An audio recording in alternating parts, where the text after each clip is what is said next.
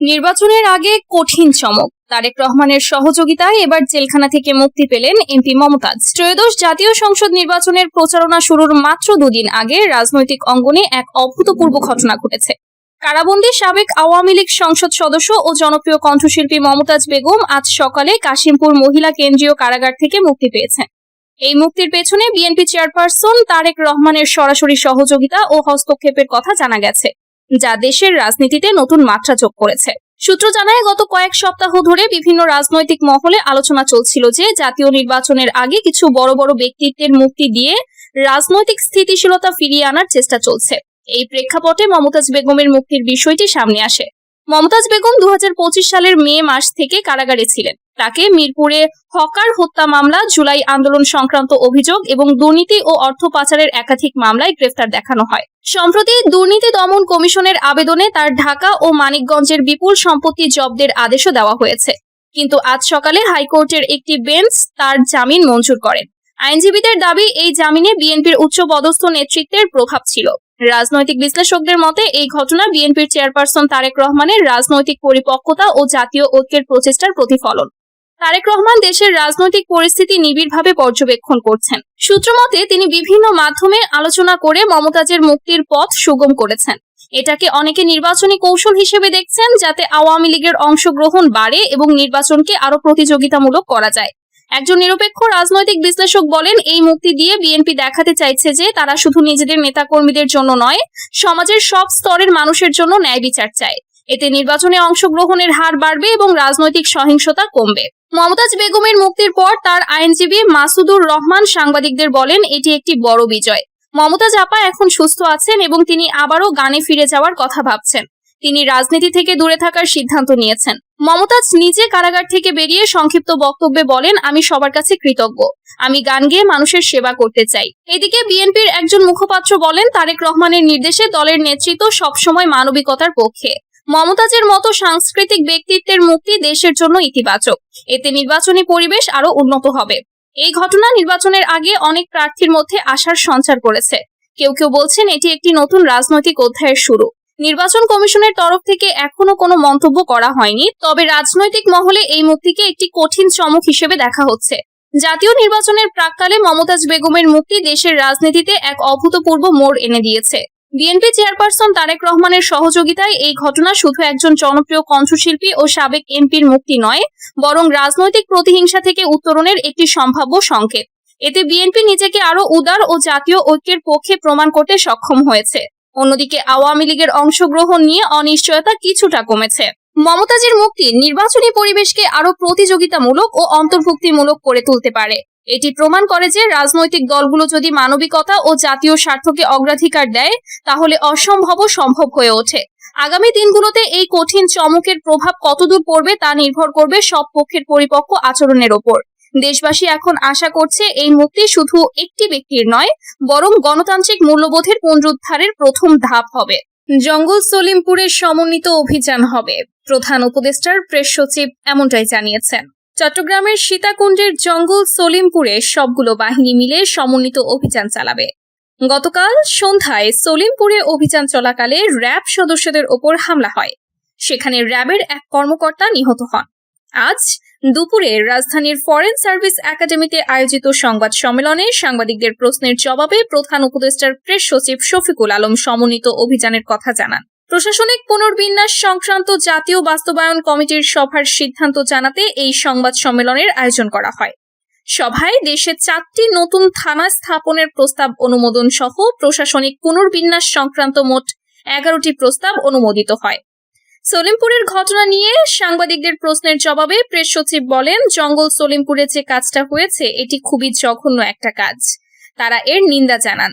এই জায়গায় আরো জোরদারভাবে অভিযান চালানো হবে। সমস্ত বাহিনী একত্র হয়ে সমন্বিত অপারেশন হবে। যারা যারা এর সঙ্গে জড়িত ছিল প্রত্যেককে গ্রেফতার করা হবে। যারা ইন্ধন জুগিয়েছেন এবং যারা জড়িত প্রত্যেককে গ্রেফতার করা হবে। গতকাল সন্ধ্যায় সলিমপুর অস্ত্র উদ্ধার অভিযানে গিয়ে দুর্বৃত্তদের হামলায় নিহত র্যাব কর্মকর্তার নাম মোতালেব হোসেন ভুইয়া। তিনি র্যাব 7-এর উপসহকারী পরিচালক হিসেবে কর্মরত ছিলেন। এই ঘটনায় আহত হয়েছেন আরো কয়েকজন।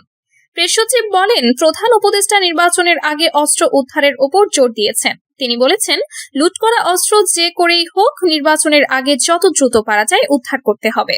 নিকারের সভায় ঢাকা মহানগর পুলিশকে ভাগ করার বিষয়ে আলোচনা হয়েছে বলে জানান প্রেস সচিব। প্রেস সচিব জানান, বর্তমানে ডিএমপিতে 50 থানা রয়েছে। এজন্য ডিএমপিকে ঢাকা উত্তর ও ঢাকা দক্ষিণ বা অন্য কোনোভাবে ভাগ করার বিষয়ে আলোচনা হয়েছে। এতে কাজের গতি বাড়বে বলে মনে করে সরকার, তবে কোনো সিদ্ধান্ত হয়নি।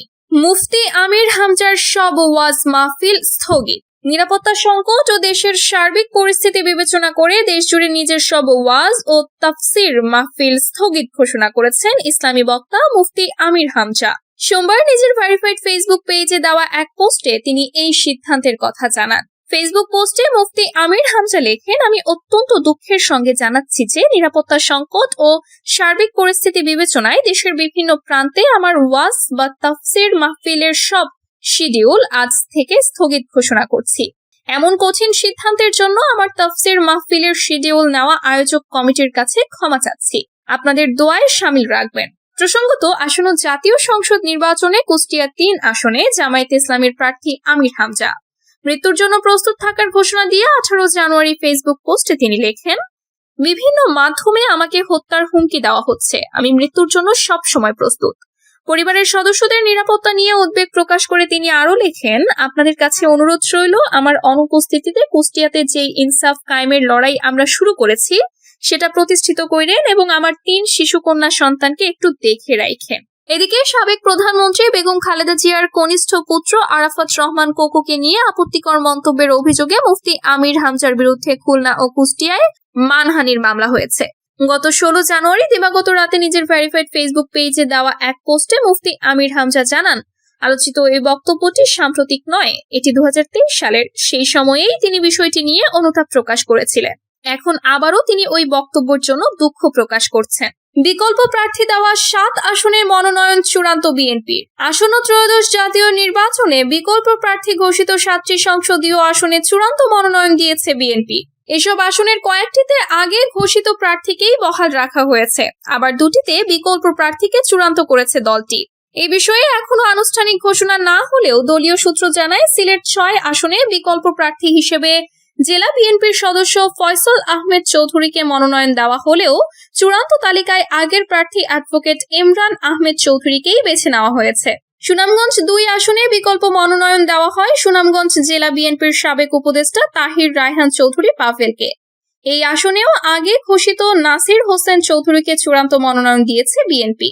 ব্রাহ্মণবাড়িয়া 4 আসনে বিকল্প প্রার্থী কবির আহমেদ ভুইয়াকে বাদ দিয়ে সাবেক সংসদ সদস্য মুশফিকুর রহমানকে চূড়ান্ত মনোনয়ন দেওয়া হয়েছে। চট্টগ্রাম 6 আসনে শুরুতে গিয়াস কাদের চৌধুরীকে মনোনয়ন দেওয়া হলেও পরে সাবেক সংসদ সদস্য গোলাম আকবর খন্দকারকেও মনোনয়ন দেওয়া হয়। শেষ পর্যন্ত গিয়াস কাদের চৌধুরীকেই চূড়ান্ত করেছে বিএনপি। যশোর 4 আসনে ঋণ খেলাপির কারণে পূর্ব নির্ধারিত প্রার্থী টি.এস. আইয়ুবের মনোনয়নপত্র অবৈধ ঘোষিত হলে বিকল্প প্রার্থী মতিয়ার রহমান ফারাজিকেই দলীয় প্রার্থী ঘোষণা করা হয়।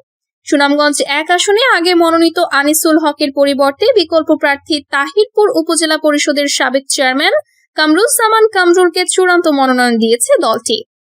এদিকে বগুড়া 2 আসনটি মিত্রদল নাগরিক ঐক্যের সভাপতি মাহমুদুর রহমান মান্নার জন্য ছাড় দেওয়া হলেও সেখানে বিকল্প প্রার্থী হিসেবে বিএনপি নেতা মীর শাহে আলমকে মনোনয়ন দেওয়া হয়েছিল। তবে এই আসনে এখনো চূড়ান্ত সিদ্ধান্ত হয়নি বলে জানা গেছে।